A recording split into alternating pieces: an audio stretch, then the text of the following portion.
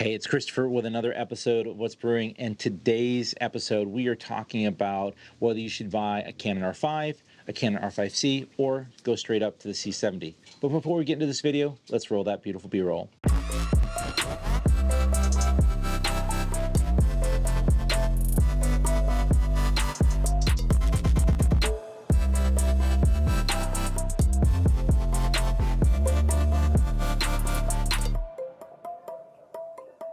Hey, Christopher here, and today we're talking about whether or not you should look at buying the R5, the R5C, or looking at the C70. Now let's talk about some basic specs here with the R5. I'm actually shooting on the Canon R, which was our first primary camera for all of our cinematography work that we were doing.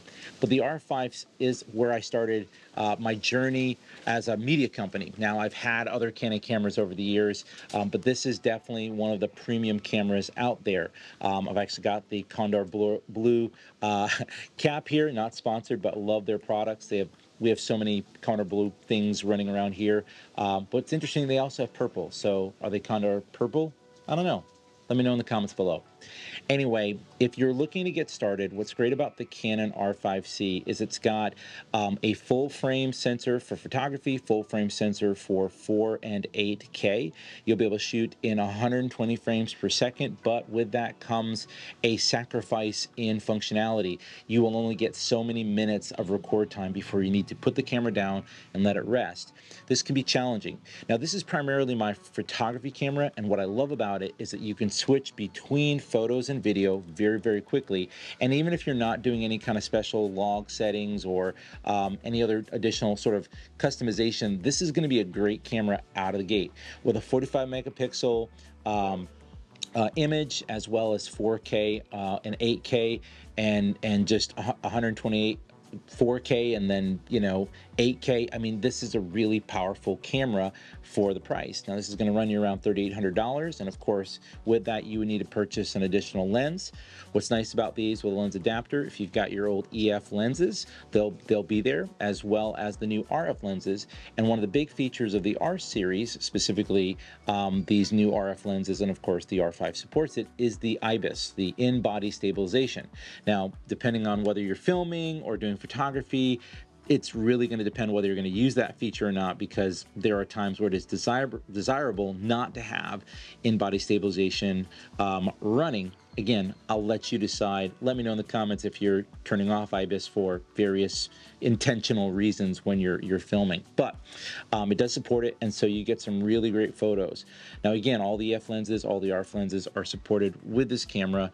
Again, it's my camera of choice. All of our staff use it for our photography and for certain videos that we're doing.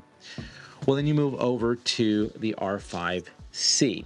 Now, this is technically next up in the line, but in terms of history, this is the latest camera to get introduced. So I'm going to put this down for just a second and turn over to the C70. So last year, around January, we were looking to upgrade our cameras, which were primarily Rs and R5s, to a cinema camera. Canon just announced the R5C, and we actually pre-ordered it 4 times and weren't able to get the camera in. They canceled our a bunch of times, and that was super frustrating. So we ended up going with a C70, which originally, when we were first starting to do media as a company about 2 years ago, we were looking at the Canon C70, which had just been released around that time. What's great about the Canon C70 is it's going to support 4 channels of audio. That's a limitation that you don't really get with the R5. You can get 2 channels. In fact, I am using the Rode Wireless Rode Wireless Mic Go 2, which supports multi-channel for it. Obviously, with a splitter, you can get multi-channel here as well. But out of the gate, you'll get that same ability to do the 2 channels, but you've got a couple XLR mini inputs here if you want 4 channels, which is really, really great. Big upgrade here is you do get the ND filter, so I believe you have 6 stops of neutral diffusion here. For that, you've also got a series of programmable buttons here all over the camera. And unlike the R5, which supports both SD and Compact Flash Express, you're just going to get 2 SD card slots, where you'll probably be shooting with something like at least a V60 or V90 SD card to get that 4K footage. Now, thing to consider with this camera is it is a cropped sensor, and it's going to shoot Super 35, so you're not getting that full frame 4K like you would with the R5, but the R5 has that 28-minute limitation when you're shooting that video.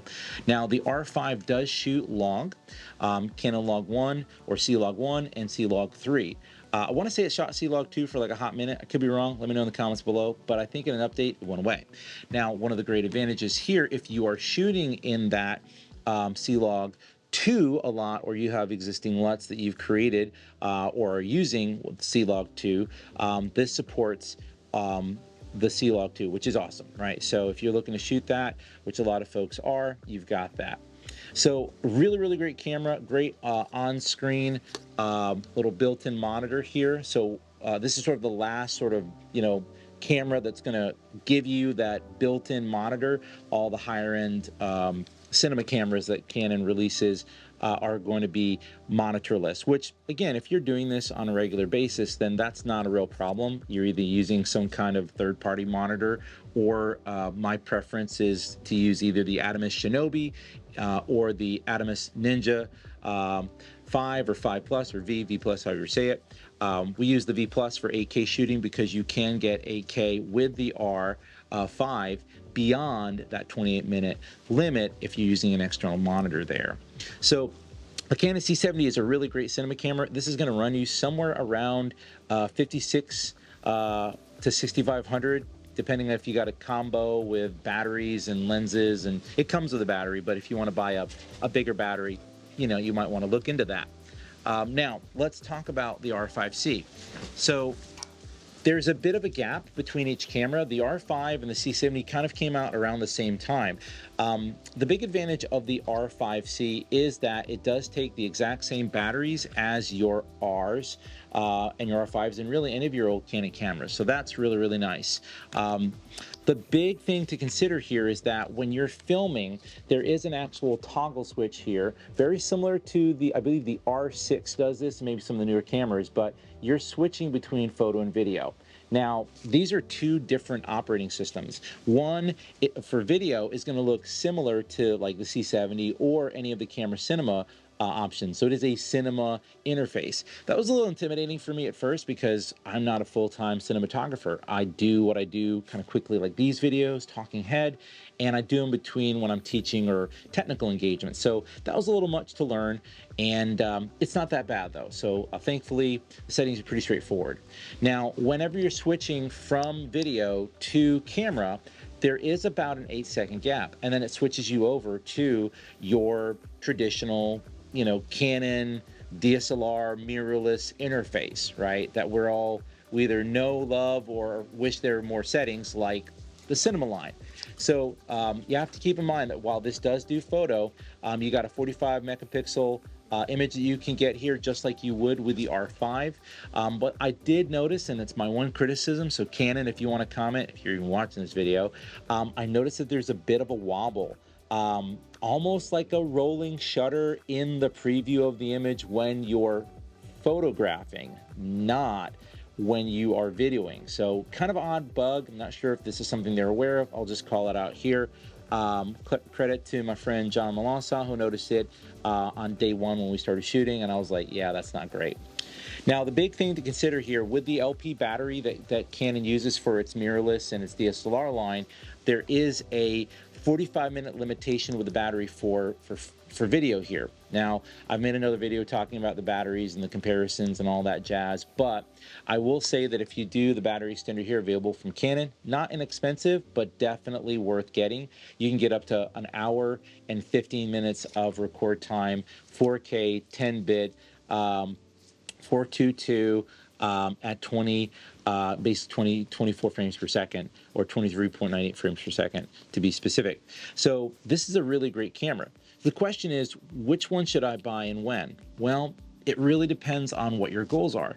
If you're primarily a photographer, I would go with this because of its lightweight. It does video really fine, and if you're doing under 30 minutes, it's not a big deal. It's $3,800, and it comes in a lot cheaper than the R5C, which is gonna run you somewhere between $4,500 to $5,000. So you're looking at a much higher price rate. I'll get some specific numbers on the screen as I talk about this, but again, depending on the bundles and the packages, you know, if you're just getting a raw body and that's it, and you already have all your stuff, you can get away a little cheaper.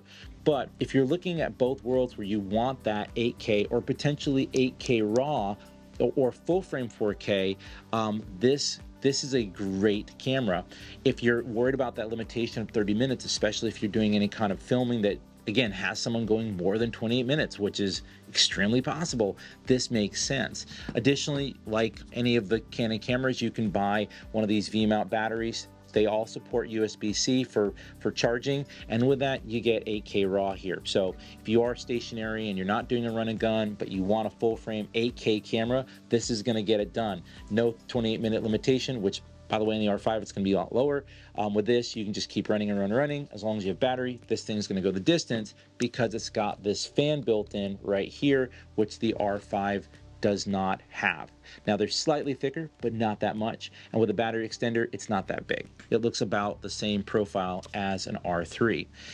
When do you move up to the cinema camera? Well, when you need more channels of audio, that's when this thing starts to make sense. Now, the R5C does allow for time code support. You see it right there at the top. It's kind of hard to see it, but it's right here, right? So if you're looking for the time code, it's right here on the C70, where it's a nice little flip out, so you can keep all of your cameras in sync and making sure you know where things are at.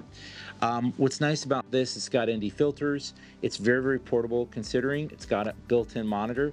Limitations here are the fact that it is 4K cropped technically with a Super 35 sensor there, but again, you know, just a wider lens is going to solve that problem pretty quickly, and it's a lot cheaper than the next one up, which, you know, you're going to be looking at $10,000 versus $6,500.